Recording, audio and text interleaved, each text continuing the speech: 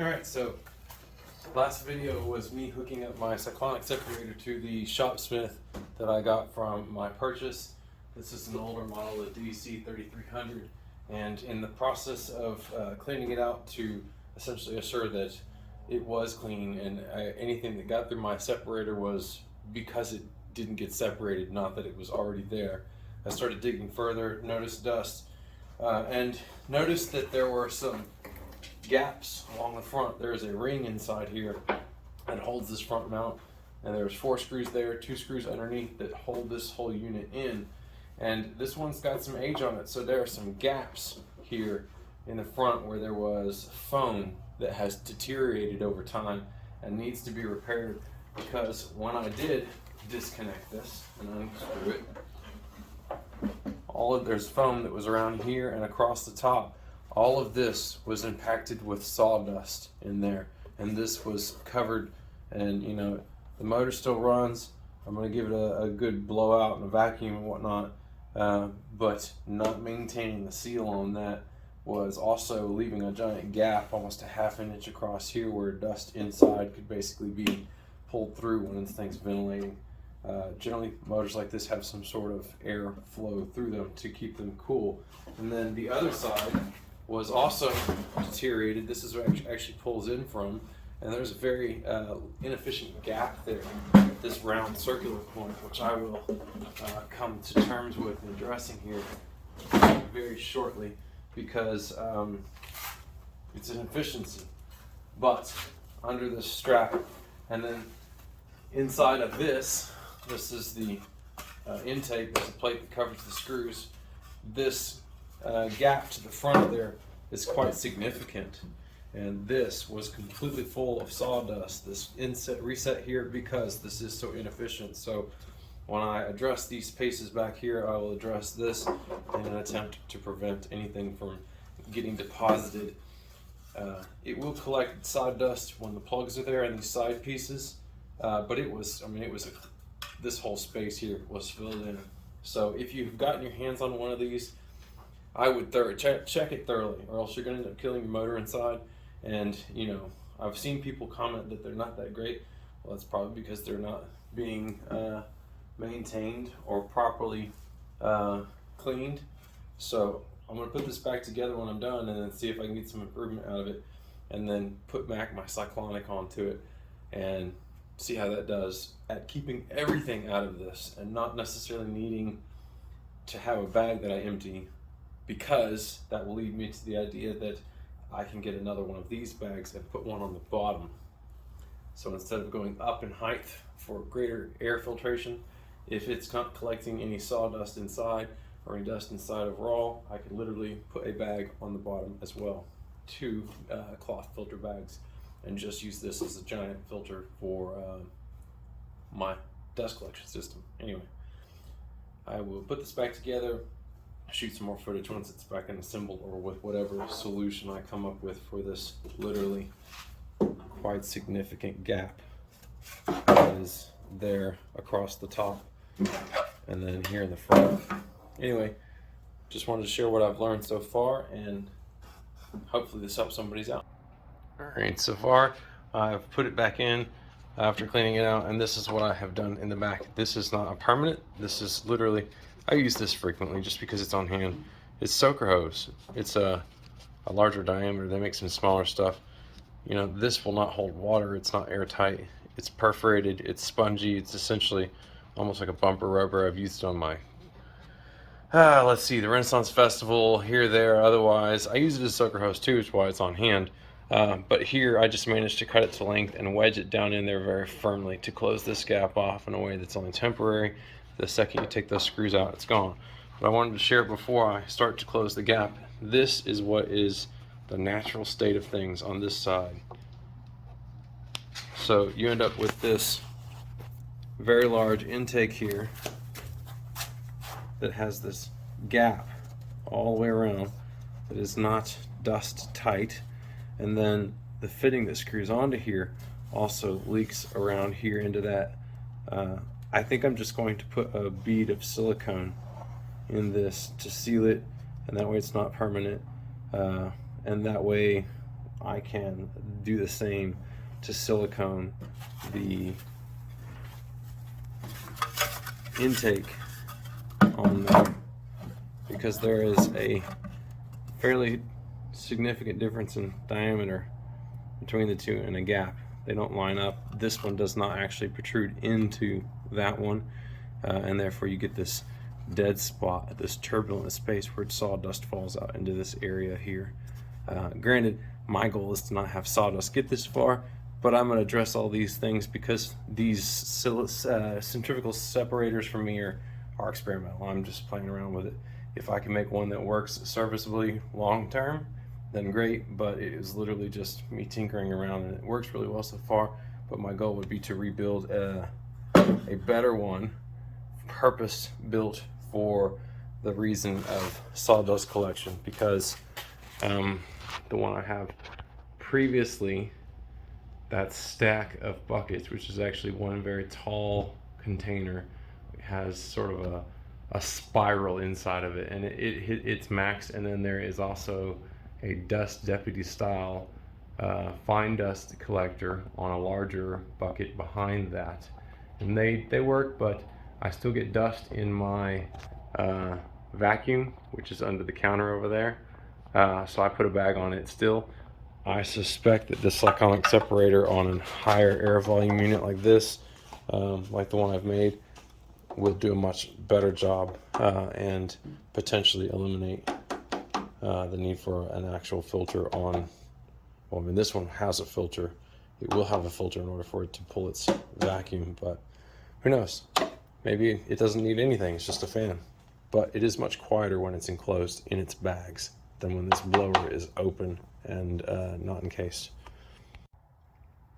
Alright, so what I've got going on now, here I'm using E2000 to, which is like essential shoe goo, construction adhesive stuff, and it will pour through this crack here, but in order to keep it from pouring everywhere, I've taken a piece of packaging tape and made a tube with it, adhered it to the interior tube, and then snipped it with scissors to fold it back out and away, so that anything that comes down will remain in this space, set in that area, not occlude the airway, and allow me to remove this tape later and have this be sealed. It was basically, the gap here allowed this to suck from its own interior space, losing its efficiency, and then I'll move on to stopping it from collecting dust in this area as well.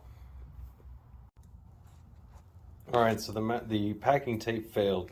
The E2000 basically just was dissolving the adhesive and it wasn't holding, so back to something I use a lot of, a ring of the soaker hose jammed in there as a temporary dam. This is, as I said, not really a solid hose, so it'll allow the E2000 to dry, evaporate through it, and then I can pull this out and it will leave the ring left behind. I want to adhere to it because this will literally abrade. Even if it wants to stick to the E2000, a fine layer of the surface of it will come away, and I will not have a problem. And then I use some Gorilla Tape on the side here just to prevent the pooling down the side as it sets up initially. And I'm going to leave this here overnight and then come back and peel this off and be able to pull that ring out and have this nice, maybe a little bit of trimming and cleaning up, but that should be set completely in the morning. We'll see. I mean, the tape didn't work, and here we are showing you what I moved on to. We'll see what happens in the morning.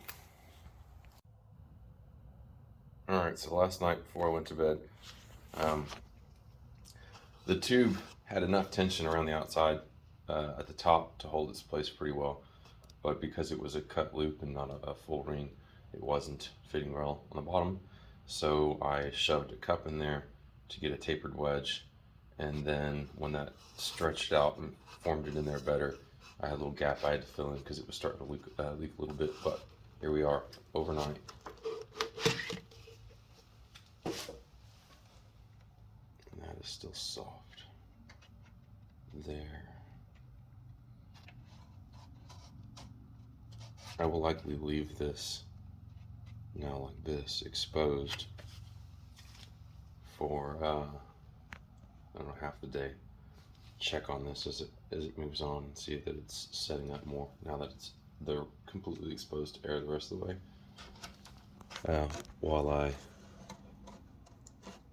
top off any missing spots in here. Again, I'm not trying to build this massive wall. I'm just trying to fill the gap in a way that if I ever need to, I can actually pry it away from the outside and remove it with this trim piece, or remove the trim piece and leave it here and then separate it and make it a part of that. So I don't have to do this over and over again if I ever have a reason to take this out. I don't think I will, since apparently, other than replacing the motor or the blade inside, this thing's going to go forever. So, okay, today, continuing to work on the seal. I removed my, you can see it down there on the floor, the soaker hose, and I have let the residual undried adhesive that was in there dry as I spread it out, and then I was looking for things to close this gap and produce a better seal around here. And the cup I had in there actually fits in the hole, so it would have just been a restriction. And what I came across, and I've used these, cut these up for other things. This is a ring off of a giant Del Dixie pickle jar. There's the lid, and it is not the threaded portion. It's actually the section just below that applies a reinforcement ridge, and that piece is the exact shape and size to pop into this drop in spacing, and then do a better job of filling that gap. It's a bit of a challenge to put in there one hand. That's why I had it in there already. But as you can see, the little finessing. And granted, because the plastics, the way these things are made, one side is a little thicker, and I've already found out that that needs to be on the top, just to keep it from crinkling in the fit on the way in. And that does a fantastic job of filling in that space all the way up to the tube. And I'm going to pull this back out, apply some of the E2000 inside of there, and glue this in place. And then some other items I had on hand was some O-rings. Granted, it'd probably be better if I went out and got some that were the exact size here, because these are stretched and they're actually small enough to fall down inside. But I have two of them, and I'm pushing them forward to the edge so that when I screw this back on, they will be pushed back out and end up closing this gap there in a better seal. I'm just trying to get rid of as much space here for vortices and dead spots for the sawdust to land in, and prevent it from getting back out and into these voids. Because even today, I used a screwdriver to pull out impacted sawdust that was up in there. And these are all places where you're just losing efficiency. You know, solving problems that you probably didn't know you had. Maybe there's a later version that doesn't have these. Maybe they improved the shapes. But this high density polyethylene mold, I bet they're still beating the hell out of the same form every time. They've just changed the motors and stuff. Okay, so a trick I just figured out now, because the cup happens to line up to be the exact same size as this ring. I was having a hard time putting these rings over because I was stretching it, which was causing a twist, and it was keeping it from settling down in a straight level. So I've just taken and put the O-ring on from the bottom so that I can roll it evenly towards the lip and then off all at one time onto the ring, and prevent the twisting effects that were caused by, you know, stretching the O-ring around something it wasn't meant for. Okay, products like E2000, you can facilitate their drying with heat. How aggressive you are depends upon what the final product will be. If you use a hot air gun, it will bubble. So what I have here is a 40-watt incandescent light bulb that is centered on the hole, just to motivate the I believe ammonia is the product in this, that to evaporate and for it to congeal the rest of the way, because I really would like to get this back in service and cutting wood again.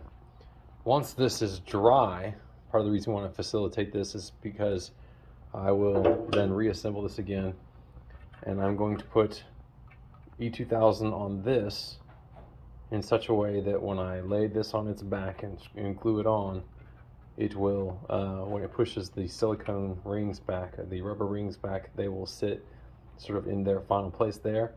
But I have a silicone mold release spray from doing my star mold that I will spray on this, so that the glue will stick to this and not that, so that I can eventually pull this off, so that even if it does run off of this to a certain degree onto there and out, it will not be a major issue. And I'll probably leave a little bead on this, let it set up some so it gets a skin and is more prone to holding to this before I push it forward and break that skin, and then let it recongeal and produce a seal that is removable.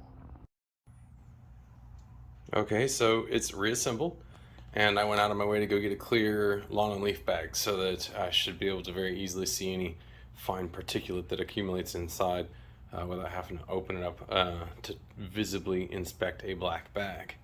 And I am probably going to do a recreation of the first video with the cyclonic separator just as the environmental, i.e. I hook it up, I use a leaf blower to blow the dust off of the shop, get it in the air, and let this run for a while to filter the air that's actually just floating around with water to see, actually I think I'll run it dry to see how much dust it will collect out of the air under the air conditions that this provides, as opposed to the orange jump house fan that I used previously. And then move on when I have time later this afternoon to do some actual cutting. I've been using this for, I don't know, 5-6 days now. Collected quite a bit and had zero problems with anything getting through on standard use, for like the table saw. A couple of little tweaks I did there, and it does better for the standard blade. But when I was using the dado, because I don't have a zero clearance, it still throws stuff out. But that's not what it's testing. It was whether or not it was catching everything, and everything was caught. Zero was going into this unit until last night. I said, well, let's endurance test it. And it was something I mentioned before, was taking the bag, the black bag that was on here from prior to having cleaned it. And it was, you know, I'd been used a little bit as a shop vac at that point. You can see some of the debris that's in there, corn husks and junk from cleaning around my shop. When I dumped that on the floor and attempted to use it like a heavy use shop vac and just go everything that it could through it, the airspeed slows down enough that it was not dumping it all, and it did pull some through into the bag, a very small handful in there. But that is a matter of, I overloaded it, gave it more than it could process. And ideally, you know, this is why this is testing. This is why I'm testing, because I think a longer cone with a different bucket style, and perhaps not this, it's hard to show with the angle, outward taper of the top bucket so it gets wider and then narrow.